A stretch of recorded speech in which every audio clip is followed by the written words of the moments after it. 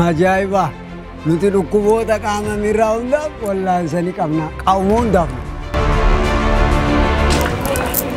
Ana. By the way, ça c'est quoi? Mais t'as déjà mal barbaad. Wallahi la an qaama miiraa keessa guutuu keessa unu an qarra arrooma kana na danda'u.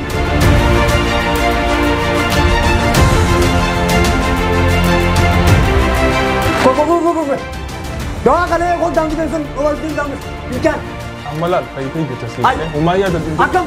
Umaya dan Sini pa yan kung yan mas ren ka pala tuta. Ay man. Hai.